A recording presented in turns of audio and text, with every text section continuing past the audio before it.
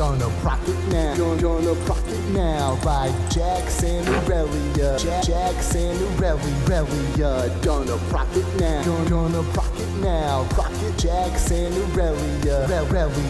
T-Force. Welcome to the rework of the T-Force. Now we going hard cause we bumping at the beat source. It's a 3-course dinner of dudes bringing the news and stats, interviews and casts from the pro scene. So fresh and so clean, like you're leaning with Nami in the bot lane. Keep it hot like Brand, practicing his dot game. Give it to you easy like you're Resi in a bot game. Imagine Draven at prime time. Now ulti like LeBlanc can copy that 4 times, but manlier. Knock it up like now fight planning a family-er. You gotta be tuned in like Sona on the ad wall. Get on the chat call. Can a podcast really be all that? Of course. How do 4 guys make a Triforce? Hey guys, welcome to the Trinity Force Podcast. You're listening to episode number 195. My name is Adam Ponophobia Cogswell, and I am your host, as always, looking like a lobster. Look at this beautiful face. You know what happened? I told him a few puns, and he face-palmed so hard. I did. It just lasted. It was over and over again. It was like the Yasuo pun, and there was a Nami. I was just like, fuck! Yep. Smacking my face, that's right. DeClaude is back with us for this week. Howdy, guys. Hi, DeClaude. I like how you're in the camo and ready to go. Yeah. There's a threat around the house, so I have to be ready. There's a bad man, and DeClaude's got to protect his family. There's a bad man. Yep. That's the survivalist is out shooting up cops, and he was spotted within 3 miles of my house about an hour ago, so we're all armed and ready. Locked down in the house. As long as he doesn't come bursting through this window over here. That'd be great, man. That would make for some great podcasting, because I would keep it going the entire time, and I would hopefully get your audio at one point to push out. Yeah, eventually. Sean is here eating apples. It's not an apple, it's a peach, but yes, I'm here eating food. And Daze is here eating nothing. No, I don't have anything to eat, unfortunately. And Cheer's not sharing.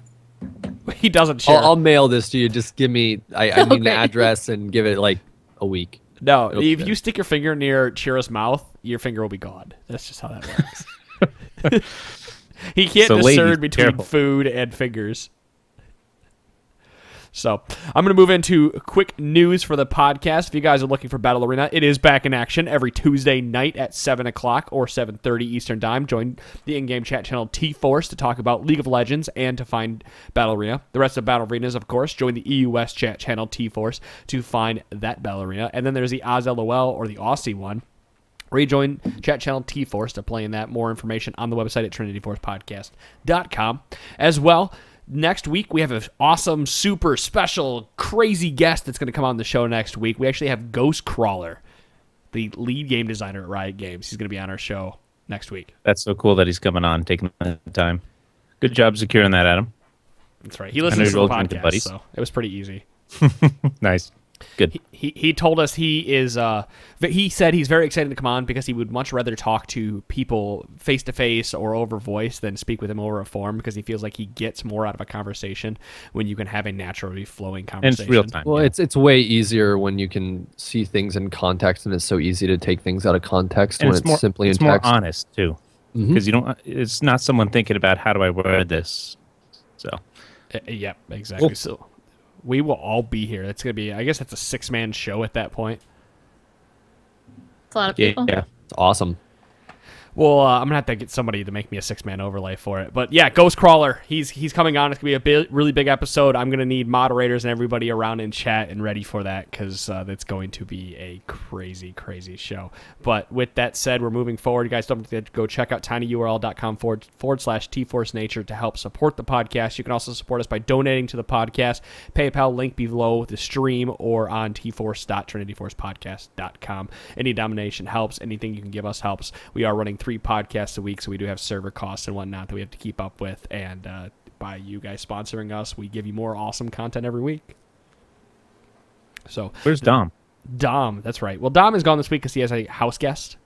She came in from I don't know, came in from another country, and he is putting them up for the week. Well, that's as good as reason as any. Yeah, it is. So what are we going to talk about today, Adam? We have a document full of questions that we can talk about, but I do want to step for the first part on. There's a fix for Sona that is coming out, where I'm going to let Daze take this conversation because she's the Sona main and the Sona person. The Sona person. Yeah, we'll go with that. All right, so I mentioned a couple episodes again that I had a pretty big problems with Sona. One of the problems I had with her was that her Q range was significantly different than what it was before. I thought it was an intended change. I was gone for like a month. I didn't have internet, so I hadn't played in a while. I thought it was an intended side effect of her rework. Apparently it wasn't. It was just an error on their part. It was a bug. So they're changing it back to the original ranges. So on the comments that they're making, they're changing it from 650 to back to 850. Her tooltip has always said 700, but the thing with Sona's Q, anyone who hasn't mained her probably doesn't realize, but if you have 2 enemy champs near you, her Q range is actually extended because it's going to target enemy champions before it targets the minions, so it's actually going to extend her range by quite a bit. So she should feel a lot better laning again. You should be able to harass without getting 3 autos to the face like you were in the last couple weeks. A lot of people didn't realize that because, again, she wasn't really popular. You didn't take advantage of her full range and things like that. But I know a lot of Sona mains noticed it. It was complained about a lot on the forum. So if you did play a lot of Sona, she should feel a little bit more like she used to. You're still not going to get the persistent auras like you used to, but this is a step in the right direction. And if you didn't play her before and you like the rework, then this will make it a little bit easier for you to control your lanes. Yeah. Do you think this will rekindle your interest in her since your disappointment with the rework? I think it's enough for me to play her again. I don't think I'll main her again. Her persistent auras before, even though they weren't very rewarding and you didn't really get to see what you were doing, they had 1,000 range on each aura. And like her W, it actually gave everybody persistent MR and armor. Her Q gave everybody persistent attack damage and AP. So there is a big difference between the 1.5, the 1.5 like mini buffs, 1.5 second mini buff she gets now, and what she had before. And I think they're like a 350 range now on her auras. So there's still a big difference. She's played a lot differently than she used to be. But if you liked her, then this is going to help you a little bit in lane and controlling for your ADC. See, I like the new Sona more than I like the old Sona. I realize, I understand the reasons why you would or would not like her as she is, or rather, why you wouldn't like her. Excuse me. But I like her as she is now because I never liked auras where you gained passive stats because you never realized you gained the passive stats. Now, what I would like to see happen with Sona, and I think it would make people like her more, is if you had a better indicator of when you receive the Q, W, or E aura on you, because as it stands, it's just like a little white box, if I remember correctly, under your feet or around you as a character when you receive the Q buff when you walk into her. Would you prefer that it just makes you like giant in that color when it's on you? You know what? If it increased your character size a little bit, that'd be fine. If it made your screen have a blue tint, or just kind of like Right. Zillion's alt change now, Like that'd be Zillion's alt change, a really nice quality. That's of really life. noticeable, by the way. I personally would have liked if they kept her old auras and gave it more of an indicator. But I agree, if they're going to keep them as they are now, then they just need to make it more visible. And I think that especially her W, the range on that should be increased a little bit because you really have to be standing on top of her to get that shield. And it's just, in team fights, not really practical. That's when we talked about it a while ago. I really like the idea of her actually having zones because they use the word zones. I think it'd be really cool if she could shoot zones in areas that people could walk That'd be through. interesting. Yeah, and get the buff that way. That would make her... maybe you just make like her E or her W do that, and her Q is you walk into her. I don't know. That doesn't really work for thematically. Didn't they play with that? Did they play with that? I just know they use the word did the zones rework? a whole bunch of times. Like they would leave it somewhere, right? They played with that idea, or they talked about it, or something. I remember something about it where she would put an aura and it would persist in an area. Yeah, I think they had talked about it for a little bit when they first started talking about the rework and the options. I know they're talking right now about what they can do because they haven't. There's been some mixed feelings about it, especially from people who used to play her a lot, which there is in any rework. any rework that you have, some of the old mains are going to be upset about it, and that's just the way it is. But they are trying to look at what they can do with it. They're just not sure what direction they're going to take. They don't want to directly give her buffs. They just want to kind of give her some quality of life changes. Yeah, I agree with I like the step they took with her. I think everything they did about her is great, and I think it would make it better again if they just made it so you could see that you had the buff. Because it has an 80 carry. Someone said that your hands actually glow white. I thought it was a white circle. If it has an 80 carry, I know my hands are glowing white. I'm going to stop auto-attacking creeps and now use that to zone. And then auto-attack a creep. You know, that those little things. It really does make a difference being able to see when you have a buff or when you have extra stats. Because if she gives you the W buff, for example, before you run in, you gain extra armor magic resist, how are you supposed to know you have that without some kind of giant indicator? Right. And how do you notice the W is pretty obvious. The W is like a giant green circle around you. The shield's pretty obvious. The E isn't as much in terms of but you move a lot faster. Right. The Q, yeah, your weapon and hands glow white, but I guess it could be a little bit better, or people just need to understand. Like, people aren't used to it. So when Nami first came out and that you put the E on your ADC, half the time they would still attack the minions they weren't using, right? It's just going to take a while for people to get used to that. Is there an audio cue when she hits her Q compared to W and E? Like, is the sound different? Mm-hmm. Yeah, the chord is different. Yeah. That's probably why I don't understand. But you just got to tune yourself to it. Right. With Nami, otherwise. When she uses her E, there is a different. You don't have three chords you have to listen to. You have like a fishy, splashy noise or something when you get smacked with the E on you. You know, for Nami, you don't have to hear that 3 times. And even that can kind of blur into the background of her abilities. Sure. Right. And I also only play the arcade Sona skin because I literally can't play her on the other skins. That was the first skin I used on her. And if you look at her particles, they're so different than the other skins. On the other skins, you have the same, like your power chords all are the same color.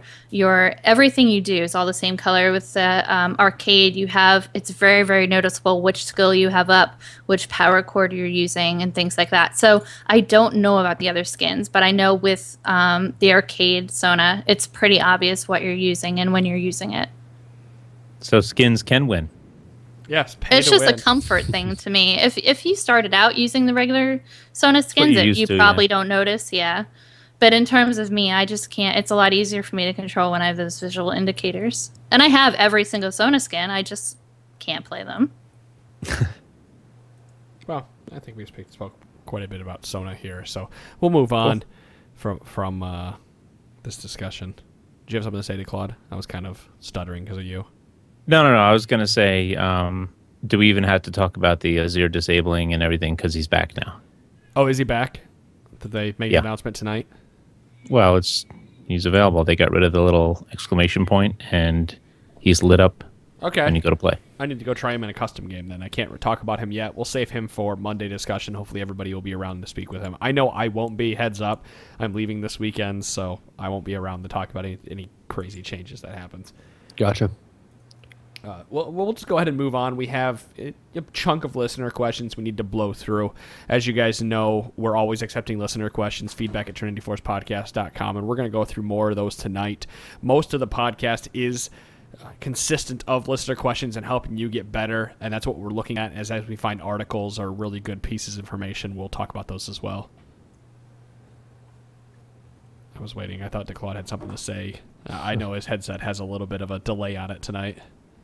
What am I saying? Things? No. You had your mouth. You had your mouth open like you wanted to speak. So I was waiting a second. Okay, we'll just move right in then. Plus Fiddler writes. By the way, I did want to say, before we go in, DeClaude, I did miss you on last night's podcast. Or the nights before. I feel missed. I missed you guys too. Because I noticed, you know what's funny is when doing a show, I really do miss when a certain person is gone, because we're each our own characters and we each bring something different to the podcast. So like when Dom and DeClaude are gone, there's like the funny is gone and the super analytics are gone. You know, like that super analytical mind. And I'm not saying you guys are bad. I loved podcasting with you, but it was just like you notice the difference in the quality of the podcast when all five. I think you just said that you'd rather have DeClaude and Dom than Cheer and I. I think that's what you just said. I'm actually happy. You also notice when you guys are gone too now. No, you will, because what's funny, you won't hear all the No, I'm kidding. That never happens. You never hear that. All right, so Plus mean to Fiddler me. writes in, I made 80 carry and routinely back with 800 to 900 gold. What should I be buying? Vamp Scepter.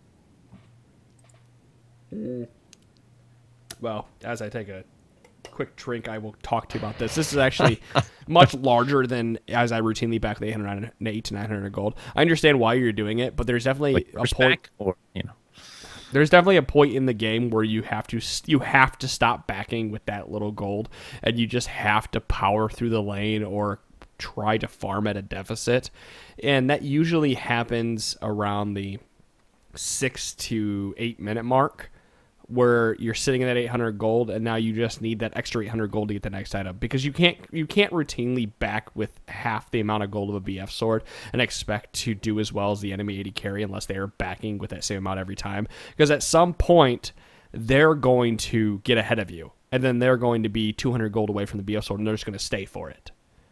So that's like the number one thing you have to look at here is, why am I backing with 800, 900 gold every time? Why am I not backing with 1,500 gold? Right. Right, and you have to be What's going on? careful. You don't want to stay and die. Like, if you're a Vayne against the Kate and you just got bullied out of lane, and if you stay, you're going to die, then you want to back.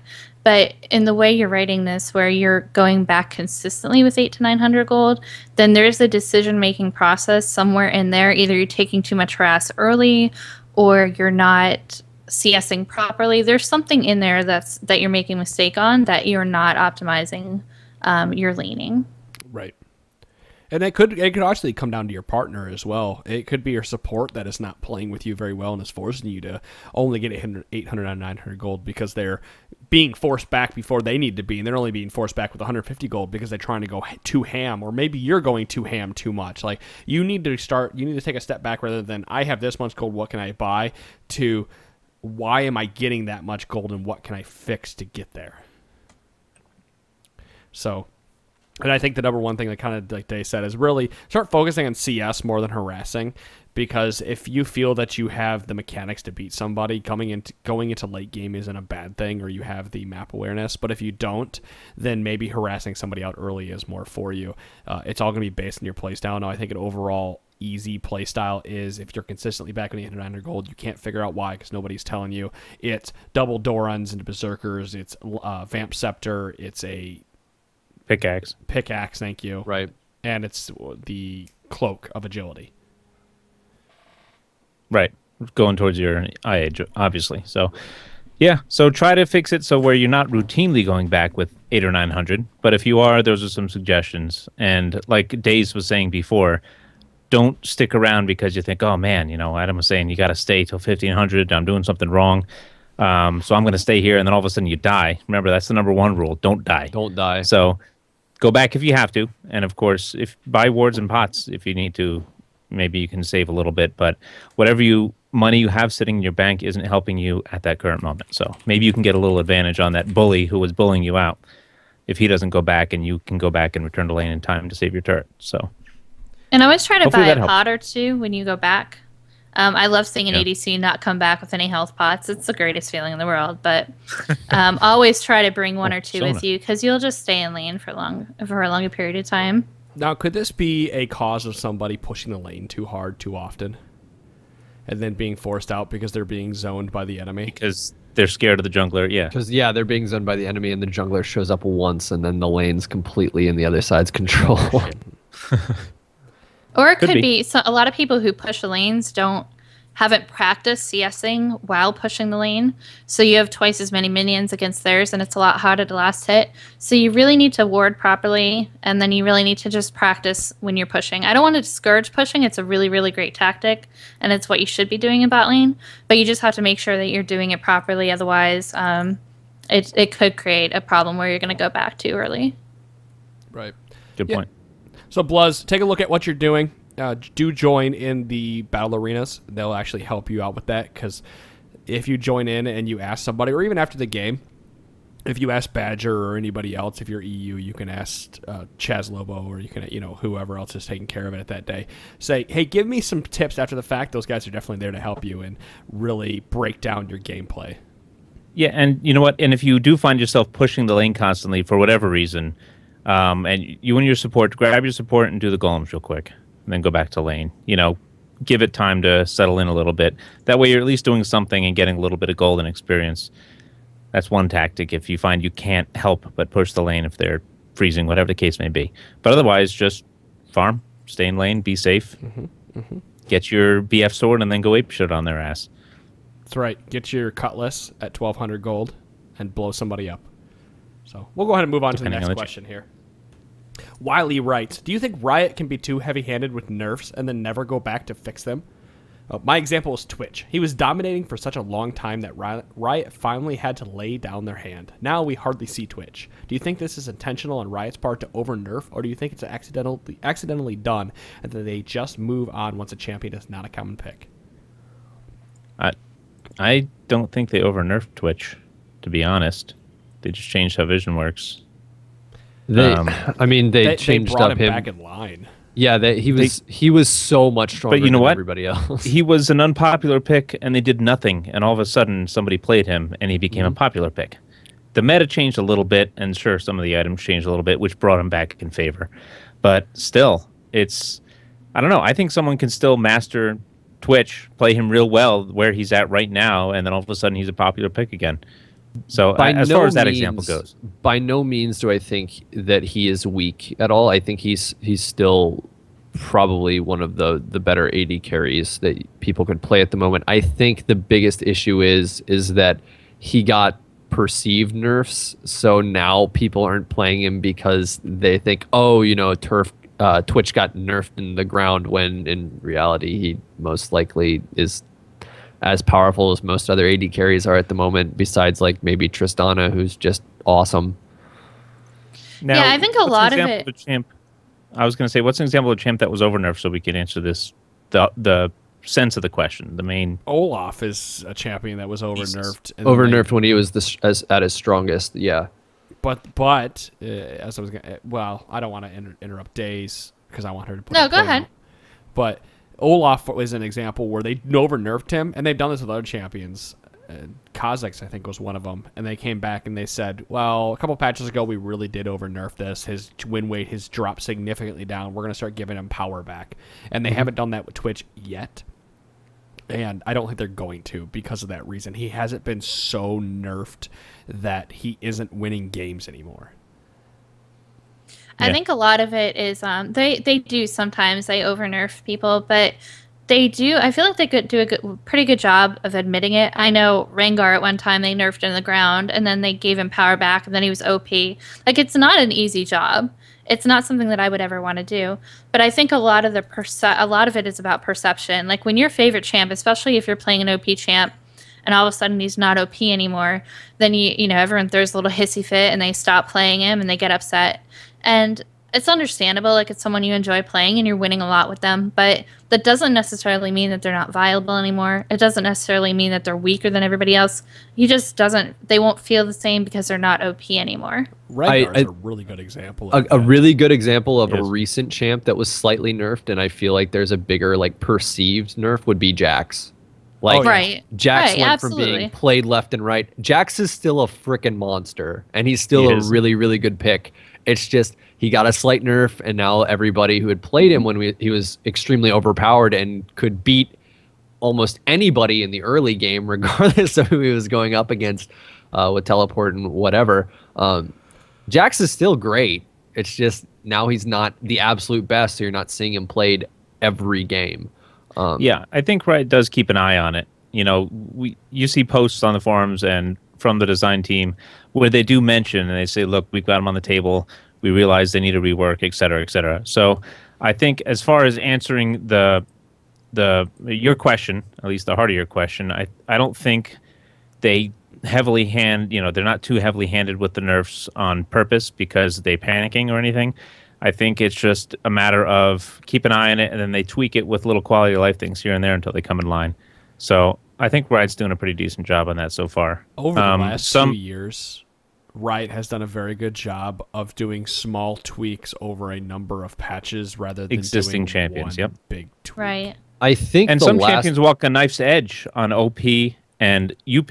Where it's like. Right. So it's really hard. So, for example, Scion's rework, they said this is going to be hard as hell. So it's going to take a while, guys. But then I just saw a post from Morello. He's coming up. So I get excited. Right. I remember seeing a post, like, I don't remember when, but about Poppy, where someone was asking if she was going to get buffs, and their answer was, we can't buff her without putting her in a situation where she's overpowered because of her ult. There was no way to balance around it.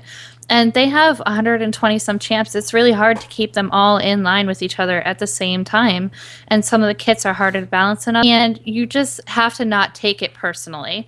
I know it's your favorite champ and you love playing them, but it's not. You can't take it personally. There are millions of other people that play this game, and they have to have just as much enjoyment with it as you, even though you want to play Jax and just 1v5 all the time. I think this is a good discussion to bring up with Ghostcrawler as well, kind of like to bring up the patch cycles and stuff. Because I follow him on Twitter, and I'll check his profile every once in a while. He did talk today and say that Poppy is going to need a complete and total kit rework, and he asked people, what do you like about Poppy? What don't you like? And I like that Riot does that. They'll bring out there, what are the core components of this kit that you really like? And they listen to the people who have logical discussion about it. And people have probably said, I like the fact that Poppy can push people into walls and stun them. That makes her unique. That makes her fun. And, Yeah, I like her passive where, you think you can dive and kill me, but you can't. The passive's a huge part of the problem. The passive is the problem. That's what I hate the most about her. I was about to say, like, the ult's one rages thing, about her. but the ult's not up all the time when she's getting hit. Yeah. The passive is passive. a big issue. I want to go off what Daze was saying. Pantheon, when he was nerfed, I didn't get real upset about it. I was a little miffed. I was like, okay, I got to get used to this again.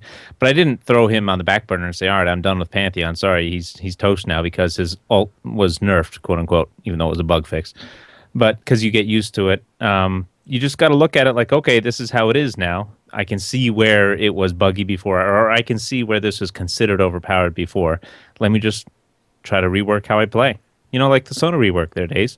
Right. Even though I've personally decided that I'm not really going to play a whole lot of Sona anymore, it's not because she got reworked and she got nerfed and I'm upset and I'm going to cry about it. It's because she just doesn't really fit my play style. I've tried playing her. It just doesn't really fit how I play the game, and that's fine. They asked for a lot of input before the Sona rework. I gave my input. I know a lot of other Sona mains did. I kept up on it for a long time. And, they did their best to take that into consideration when they were making the changes. So I understand a lot of people, like even when Adam was saying it's a lot more gratifying for him now the way she is. And a lot of people feel that way, and that's fine. You can't please everybody. Mm-hmm. There is a middle ground for almost all, if not all, champions. And I think Daze will eventually find her Sona love will come back if there's a change here and a little small change there. Who knows? Maybe this Q change now, you'll go back and play her and go, okay, this is what I was missing. Right. So, don't, like Daze, she said it perfectly, don't take it personally. We'll go ahead and move on. Good discussion, Wiley. Appreciate it. That was, that was Wiley. Sorry. All right, we'll go and move on to James' question then, and then go back up for Nathan's. When the latest rune change came out, I switched from armor seals to scaling health seals. What do you run for seals? I know that each have their place, but do you think armor seals or scaling health seals are the overall better option?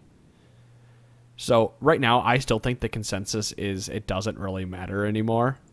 One or other, it depends what you're looking to do. If you aren't going to take a ton of harass early, you can just run scaling health. But if you plan on eating it at like level 3, then you need those armor seals. Really, at this point, the seals are only good from like level 1 to 9.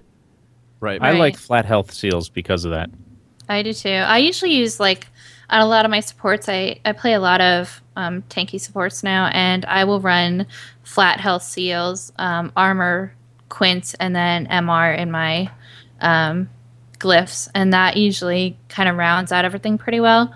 Or there's a lot of mixed damage in bot lane, so I'll just run, if I'm not running and I'm running a lot of AP, then I'll still have flat health seals on my... That's a good thing to bring up about the flat health. They are really good against people that are harassing with abilities like a support in bottom lane who's usually doing some sort of magic damage anyway, and you're going to have the extra health to mitigate some of the extra damage. both MR and health are great against that kind of thing. Right. Like Corky, for example. Right. He has magic damage augmenting his attacks, but it scales off his AD, so you think, oh, it's got to be armor will help. No, it's considered magic damage. So things like that. And a lot of champions have it peppered all throughout their kit, so health is just the safe way to go. Unless you're particularly building a rune book to counter a certain champion, that's how you're going to want to go. And even then, most likely flat health will serve you well. And again, like I would much rather probably have flat health, but I'm still using like regular armor rune pages and whatnot. You're lazy son of a bitch. Right. Well, No, it's because there's also nothing wrong I'm with a cheap bastard and I'm not spending anything on any more runes. Well, but see, the difference now is in season 4, or when they made the rune changes, is that you can you now have the choice to run so many different specialized pages. Like before, you would maybe have 4 pages for top lane. Now you can have 10. And that's what that's what the pros have. They have 20 pages for their top lane matchups, and it's all comes down to 2 or 3 runes based on who they know they're going to go against, or if they know they're going to 2v1.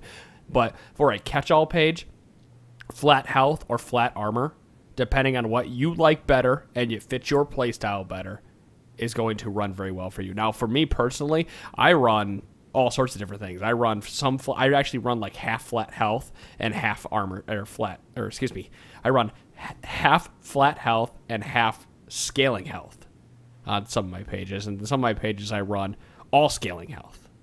So Yeah. for the most part, I don't run a lot of armor runes anymore unless it's like I'm going against a Nidalee or something. If What- you have what is the it, option level- and a lot. Sorry, go ahead. I was going to say, what is it, level 8, 9, 10? Then when scaling health actually starts to overtake It's 8 or flat health? 9 or something like that. 9. It's 9. Yeah. Yeah. Okay. 9. Yeah, if you have the IP to use and you have a lot of runes and you can customize, then play around with your pages. I play around with mine all the time. I have like 15 different support ones, and you'll find what works for you and what doesn't, and what works for different champs. But really what we've talked about is the best if you're just starting out your rune pages, or if you're not really sure what you want to accomplish.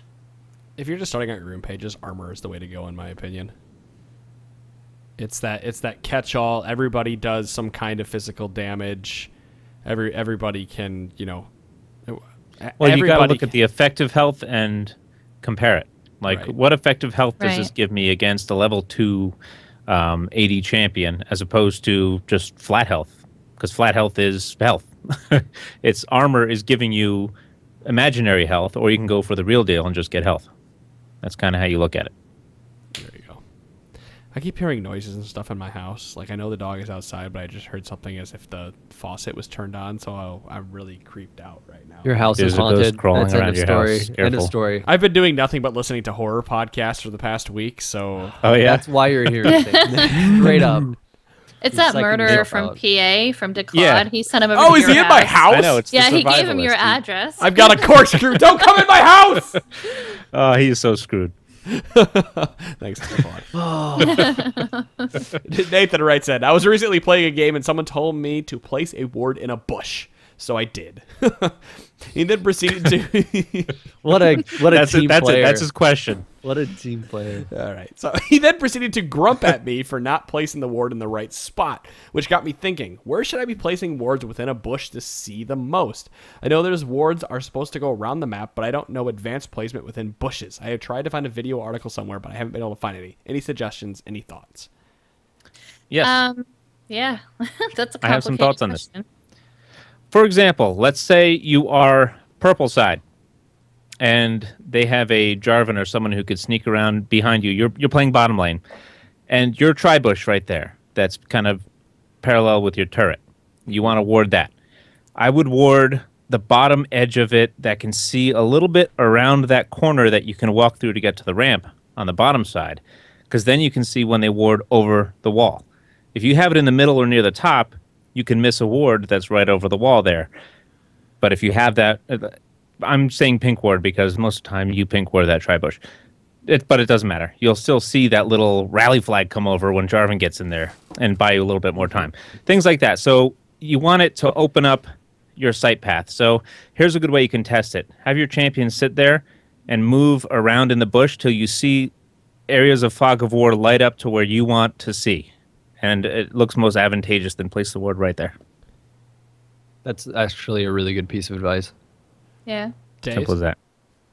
I don't know. I wasn't sure if he was asking where within a bush to put it or which bushes to put it in. I'm assuming where within the bush to put Well, it. there are like spots in like the bot lane bush that you got grumped at. if say like you place your trinket ward right at the, like say you're getting pushed to your turret and you just place your trinket ward right on the tip of that bush so you can like see if somebody's just sitting right there, you can't see all the way to the end of that bush where it's like getting close to meet the enemy bush. So in that kind of case, you know, if you could, you would, if you're wanting to ward that bush, you kind of want to get in the middle of the bush so you can see if somebody enters on either side of it. But yeah, because it's useless near the edge because you can't see into the other lane bush anyway. Right. There's another really good tip. If you're not sure, like especially if you're warding over a wall and you're not sure if it's going to land in a bush, your little indicator will actually turn green when your ward will end up in a bush. So normally it's blue and it'll turn green, and that way you know, like especially if you're warding over golems into the red, you can actually see when it's going to go in properly. Listen, tell the guy to eat your shorts if he's crumping at you because you put it in the wrong spot. I don't think it's worth your time to figure out really special, awesome spots to put wards and to get all that stuff until you're like in platinum and playing team games. Adam, the tiny rock in the dragon pit you can hide wards behind. Well, I could also put a ward right out the middle, and I do the same thing I did before because no one else pays attention to the little things.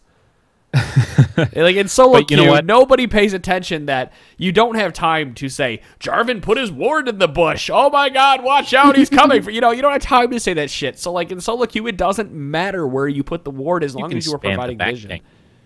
And hope they listen to you. Yeah, I was about to say having vision is better than having none, even if it's in a bad spot. It's better than nothing. I like that you're trying to learn special spots to ward, but this I like it too. But it's not a great conversation for a podcast where we can't show you. My advice is to listen to Claude's advice about moving your championing in spots, or to walk around the map with your ward and put them in spots and figure out what can see where and why you can see it. Adam, you should go to MS Paint, draw a really bad Summoner's Rift, and then email all the bushes. I'm going to. It's got to be MS Paint, Jira. Come on.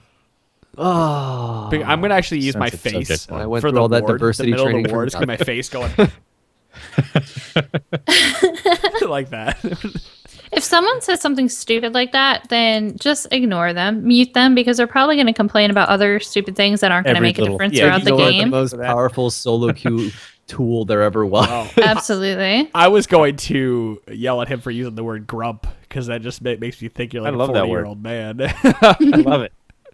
I don't want to be grumped at. I haven't heard grump like used as a verb. I guess he's verbing it, huh? But okay. Yep. Thank you, Nathan. Thank you, Nathan. Play with death. Oh, this name. He writes in, What three of 5 champions would you recommend owning for each role? Okay, I'm going to say already play with death. We've been over this before, but we're going to do it again for you because we love you, baby. Either for learning the mechanics of a role or as strong for the role. Mainly I ask because I always wondered next best step to fill my roster. First of all, before anybody else gets in here and talks about what you should get and where you should get, Journey to 30, YouTube, youtube.com/TForce podcast, Journey to 30. They cover this every week. They have each role taken care of, ADC, support, mid, top, and jungle. Beginner champs. Yep. And then every week, the Journey to 30 YouTube video goes over the free week rotation and tells you which champions to play in the free week and why, and which champions to stay away from. We will tell you what we think, but that is your number one resource for everything noob friendly. There you go. Evaluate how you play too. Do you like to throw skill shots? Can you hit them? And if you're looking for like the strongest champion currently, that's just gonna change as the meta changes as well. So this question is sort of wishy-washy, and like if you're looking for the three best, if you're looking for the three best champions in a role, really, because they can play anything. But if you're looking to learn a role, Dom brought it up I don't know if you heard that episode a few weeks back, and he said Tarek was a good beginner support champion. You don't have to throw a skill shot to land your stun. He's just somewhat easy mode. You got a little heal. You got a little bit of everything. He's also a one jack of of all those trades, supports. master none. He's also one of those supports where any of the buttons that you press for the most part won't screw up your team at all. Like, say if you were like, oh, hey, I'm going to pick up Alistair, and you W somebody away from your team when he's about to die, I wouldn't start out just playing. Or you go, Another- okay, I'll combo him, but then you throw him away and you forget, you miss your Q.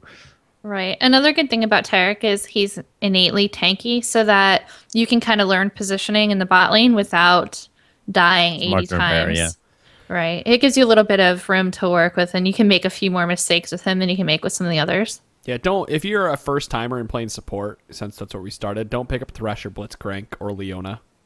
Just stay away from those completely. Even Lulu. I wouldn't do Lulu. Lulu. Honestly, right now it's Taric, and then probably Janna is your next best pick after that. And then I would even say Sona is probably your next one. Sona would be good. Yeah. Because you don't really have to know what you're doing. And Soraka until they change her. Yeah, Soraka changes. Right now, Soraka. Soraka's the easiest. So stay away from her until she's changed at least. I was going to say, she's getting changed here super shortly, so it's hard. I feel like even Morgana is a good one. Like her shield is pretty easy. She's a good one to learn how to shield with. And her Q has a hitbox of a truck. It's really hard to miss. I still do it all the time, but it's more difficult than a lot of the other stuns out there, so it's a good one to learn how to do skill shots with. Yep, and easy to stack your Spellblade too, or with pool. Just hit W. Yep. Now, if we're moving in the jungle, Warwick. I'm gonna just say Skarner falls in the same boat Warwick does right now, because he's just really, really easy to clear with, and you can still have really awesome team impact. Here's the thing: he's easy to jungle with. You're not going to get low or worry about your health. He's just slow. So you'll feel slow with him, and then you'll feel faster on other champions.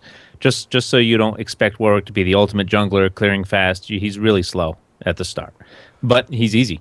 That's definitely a good one. Easy. Skarner, what about his lanes? His sustain in the jungle? Never feel like he doesn't really have any issues. His jungle clear is really, really solid right now, and like I said, if you just build tanky, you're still gonna have really awesome team impact just because your ult is awesome. And I'd stay away from Nautilus. He just feels clunky in the jungle, and you can get yourself low in life. J4 if you don't know how to play him. Good one. J4 is also one of those people, because if you can become at least decently skilled with Jarvan, building him tank, and you're really comfortable with playing him, you can start building him a little more damage heavy and really start crushing people in the early and mid game. Jarvan is just one of those tunes that if you can get some ganks rolling in a couple lanes, you can completely swing the entire first half of the game in your team's favor. And if you can get ahead enough, you can end up turning around so many fights during the mid game, almost by yourself. What I'd recommend for jungler, you have something to finish up with there, Sean? No, you're good. Okay. What I'd recommend is at least learn two. Learn one who is a bruiser or just a damage dealer, and learn the second one as a pure tank, in case your top laner doesn't fulfill that role. Right. Because you need an initiator, you need a tank. So for me, it's Sejuani and Pantheon. Those are my two go-tos for the jungle. Pantheon's my damage dealer if the top goes tank. Right. Otherwise, I'll go Sejuani and fill that role. So I don't have a problem people learning a Mumu out of the jungle. I was going to say, yeah. I like people learning on a Mumu. It's one of those things that, it's weird. If you're playing a Mumu and you've played him a lot, you kind of know how to deal with getting invaded, just because it happens when you play a Mumu. It's going to happen. But Amumu is one of those champions where if things go the regular course of a game and you're not getting invaded like crazy, he's one of those champs that just can swing fights in such a huge way, and he's pretty powerful when it comes to late game, just between his ult and his damage over time ability, and he's really tanky. Yeah, Vi's another good one. I would say yes with Vi, but I think a lot of people are going to whiff the Q, which is huge whole part lot of damage. I guess you're looking at tier steps like 1, 1.5, 2. She'd be like 1.5. Yeah, there you go. Yeah, I would agree with that. And Lee Sin looks awesome to play, and he can do a bunch of cool stuff. I wouldn't jump into learning Lee Sin as your first champion just because he's really, really involved. What about Elise? Too involved, in my opinion. Yeah, that takes a lot of skill, especially with the 2 sets of abilities. I feel like that's a higher skill cap. there's a lot more management. When But it comes solid to if you things can like master that. her. Oh, Yeah, if you absolutely. can get her down, she's just like Lisa. You know who? Wrecker Just mentioned to me as today that Nasus jungle. Not somebody. This is kind of off topic a little bit. He said he saw 5 Nasus jungle today in high gold, and I started thinking about it. I'm like, probably Nasus isn't a bad pick right now. Oh, I told you at the beginning of the season that Nasus jungle is really good because it's safe, easy way to farm up your Q, and his damage is. I love Nasus jungle. What about Jack's jungle? I like Jack jungle's I like pretty a good, lot of. I like Trinity jungle. All right, I've well- yet to lose on. Well, Trinity let's move to Move on to 80 another carries real quick. Let's just give 2 quick Okay. 80 carries, 2 quick mids, and 2 quick tops. All right, Adam. 80 Is there any carries. carry? Caitlyn. Caitlyn is the safest AD carry Caitlyn, there yeah. ever was. That's the True. end of story. She has an escape range. Honestly, I would tell you to go Caitlyn and then Lucian. would- Because Lucian's going to teach. Because 80 carries are so different. There's such a wide variety of types of 80 carries that you can play. You might as well learn to play the super safe one and then the super all-in one if you're going to learn to play. Well, that and the nice thing with Lucian too is if you're using your abilities even semi-correctly, you're still going to be able to reposition yourself pretty fast if you do get in a bad spot. So you kind of get a little bit of wiggle room on, oh, I screwed up. Oh, wait, I'm back in a safe spot. Just give me a second. Good point. You got a movement. What do you think would be the safest hyper carry? Tristana, probably. Trist. Yeah, you far. can jump out when Yep. you need to. But if you're learning Triss, and especially if she's one of your first ADCs, don't use your jump to engage. Until you know what you're It's doing. not Hold on. going to, yeah. Yeah. Unless you know you can get a reset with it. I If you're prefer it to get using a the finish jump blow. to position somewhat closer, get a kill with attacks, and then keep using your jump to reposition and better. So you can like continuously get up to people, but not in a position where you're going to die. The only good flashes in this game are offensive flashes, and the only good use of abilities are offensive abilities. So W Don't is listen to that. always to go. No, Never don't listen. listen to that advice. That's the worst advice. I have. How long have I said that the best flashes are offensive flashes? I actually agree with that. Like, I will use my flash offensively all day. Yep, me too. All right, If someone mid lane. flashed me, I'd be pretty offended. So Oh, you guys are so Good point. such bad habits. Mid lane. depends. Mid lane. Well, if you're going for safe picks, you know, Oriana. she's is a little I think wonky with the Oriana ball. is Oriana. Oriana, yes. Oriana go. is arguably the safest mid laner ever. Now, if you want to like kill on her, she's one of the hardest champs to play. Yeah. But she's so safe, it makes up for that.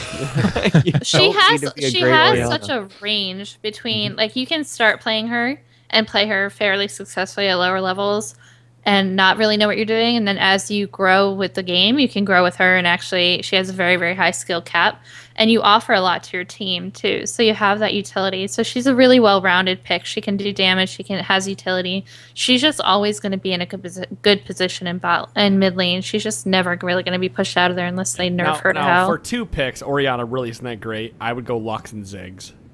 for mid I would lane. agree with that. Lux They for sure. both have Ziggs is harder to hit with his. yeah, I was about to like, say both. his escape. Yeah, but I all kind you're of want to doing- stay from all of this, like stay away from all the skill shots if you're trying to get used to the role. But Problem is mid lane is pretty It's much all all skill skill shots. shots. Good the shot. only person that doesn't fall into that, but doesn't like, she has one skill shot and she's super super safe, but she also can get outclassed in mid because she's not like super hyper carry, is Morgana. She's probably the only person safer in mid lane than Oriana. Yeah, she's. If you're going against a mage, I hate laning against freaking Morgana. You're not Oriana. gonna kill a Morgana. There's so You're not many- going to get any ganks. You're just not going to get There- anything on her. Annie's another really good one to go in the mid lane as well because She's Annie a good is- one to learn on. Yeah. yeah. Yep. Yep. and that- Malzahar's another one with no. He's got 2 skill shots. The W. which- Malzahar, if you ask this guy, you watch the 1v1, he's kind of hard to use properly. I wouldn't. He is hard. He is hard to use properly, but Don't if, press let's your say you ult got an more than assassin- one. Okay, so Yeah, here's my don't problem get with on- talking about top and mid is there isn't just 2 champions. Like jungle ADC support, there really are 2 champions in each of those that you could just pick. Now, if we move to the top, I would say like Renekton. Obviously, Renekton. That I was gonna say Renekton, because you don't have to micromanage mana. You don't have to do anything. Everything's just cooldown based. You can rush in, do a bunch of And damage, Garen. get out. Yeah, Two. those are the On mid. two most brain dead champs in that lane. The only reason I'm rushing through the end of this, because I actually do want to get to one other question, but Okay. you know, there is a lot we could spend another half an hour talking about why these champions are good in top and mid lane, but just realize that once you start getting in those, that you need to pick like the safest champions you could find. We just talked about Annie, Morgana for mid lane would be 2, and then Renekton and Garen for 2 top. What would we say? Warwick and Skarner. Is that what we agreed on? For jungle, yeah. So, well, Or Sejuani and those- Mumu. I guess there's 4. Well, yeah. I mean, a Mumu for, let's say a Mumu for a tank, and then Warwick for DPS. This that game, route. it's so big. Now look at this. Look at mid. We didn't touch on this for mid. You want to pick a mage or an assassin. You want to at least have some knowledge in either one of those. If Depending you're on just starting the out the game, though, or you're just Well, kind of you're just getting trying to learn the safe. role as a whole. Yeah. That's. I don't think he's just trying. He's starting the game. He just wants to master the role, each lane a little bit. So if you're learning the role, you might want to learn an assassin. So I like Fizz just because he has the E to this is safe. Yeah. yeah. I've never played Miz in the Fizz in the mid lane, Miz in the fid lane. Have you jungled him or top? No. It's I've never weird. played Fizz. I don't think he's that great of a jungler, but every time somebody on an enemy team jungles him, they always get like the first 3 kills and then carry the game. They destroy. It's the curse of the jungle Fizz. So yeah, so look for jungle. You want a tank and a DPS. Mid, you want an assassin and a mage, a nuker. Maybe AOE push or just a regular consistent mage like a machine gun mage like Rise or Cassiopeia. And bottom lane for AD carry, there's hyper carry and regular carry. Hyper carries are ones that just keep snowballing and snowballing and snowballing, like Vayne, Kog'Maw, where they just get so huge and disgusting that you can't really deal with them. Try to master one of those. They're the characters that if you ignore, they're going to kill your entire team. It's a protect you kind of comp. So if your team picks a lot of tanks and a lot of initiators, a lot of CC, you're going to want to go hyper carry so that you can make up for the lack of damage. Supports, what are we looking at? Tanky support and harassy support and a sustain support. 3 different types? 3 different ones, yeah. Okay. So like Sona, Morgana, and Taric would be good ones.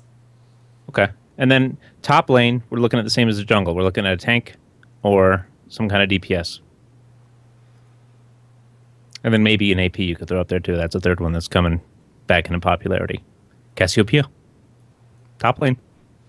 Cass is Our team hero was arguing with me on Twitter about Cassiopeia and saying that you could build her as utility and you should build Abyssal Scepter. Have we played her more at all? I actually had a fan that's been playing him and playing her and has been sending me his match history, and he's been building hyper carry mage and been dominating games. Yeah. So he has death cap then. He's getting death cap. he had like 14 kills in the one game that I saw, and he first bought Archangels, and the game went so fast because he was so fed that it didn't matter when he Okay. but Interesting. Hopefully I can get this Edward Gaming article out tonight and play a game or two. But I was going to go on to another question, but the few that are in there left in the document and the few that are in the email that I need to add are in there. But I kind of want Days and Dom on for a couple of these support questions because I think it's a good discussion to have between both of them. So I think that pretty much wraps it up. I need to go rub lotion on my forehead anyway. Didn't you say you wanted one more question answered? I did. I started reading yeah. through them while we were talking, but of the number of them that are in here, I'd either like Dom to be on or I'd like Dom For all and of Days them? to be both on. No, I just don't do 2 questions from the same person in a podcast, so that gets rid of one. Team Hero, I want everybody on for that one, and then the next Okay. 2, All right. It's kind of one of those where I'd really like 5 people Wrap to it be up. on because I think they open up to A good discussion. to big discussions, right? We're Kind of like going this to last reach one your did. questions, guys. Yeah, sorry, you're listening. split It's just straight up work at the end of the podcast. That's your day before set. And forehead aloe slathering. So yeah, that's unnecessary when you make a giant mistake and spend too much time in this. 8 hours in the sun in a rock quarry / Paul Brown Stadium on a Sunday. Oh, I do need to bring up one last note because I got 5 minutes left. October 18th, Elevator Brewing Company, 1 p.m. Eastern Daylight Time. We are going to be there. World's Party. Columbus, Ohio. Thank you. If you are near the Columbus, Ohio area, you live in it, whatever, around there. Elevator Brewing Company, 1 p.m. Eastern Daylight Time. We will all be there. Not all of us, not all the podcast guys. Chira and I will at least be there with whoever else comes. Probably Wrecker and Punch and whoever else wants to. Yep, drinking beer, enjoying, just enjoying league discussion. Maybe we'll bring a laptop and throw on some old games. We're not watching Worlds together. Sorry, guys, it's at 3 a.m. We have no way to watch it together. But yeah, we'll be there for, 2-3 hours, whatever it is. Come show up, come drink a beer with us, come talk League of Legends, come talk the podcast. We might even bring our equipment and do an impromptu podcast where everybody can say something and ask questions, and we'll have fun. Be like one of those 0.5 episodes. So definitely show up and, email us if you're coming. Just say, yeah, I'm definitely coming, because we want to know. 21 or over, I have had one email about it being under, and I apologize if you are under 21, but due to the nature of the podcast and due to what is around the Columbus area, it's much harder for us to find a family-friendly location. Plus, we want to drink. I was about to say, unless they're with their parent or guardian. No. we do really love you, anybody who is under 21, but Elevator Brewing Company has great beer, and we want to drink great beer so we can pass out and they get up at 3 a.m. for the games. So that is the world's party destination. I won't be there, but I hope everybody else who's nearby will be there. Well, DeClaude, you made it through this evening. There has been no gunfire. You have not had to perch in to have your own. Don't jinx it, man. He could be out there. He's got it right next to him. I wasn't lying. No, always prepared. All right, guys, that's episode 195 of the Trinity Force podcast. Thanks for listening. Thanks for watching, and we will see you all Monday for the next episode. Peace. Bye, guys. See you. Or.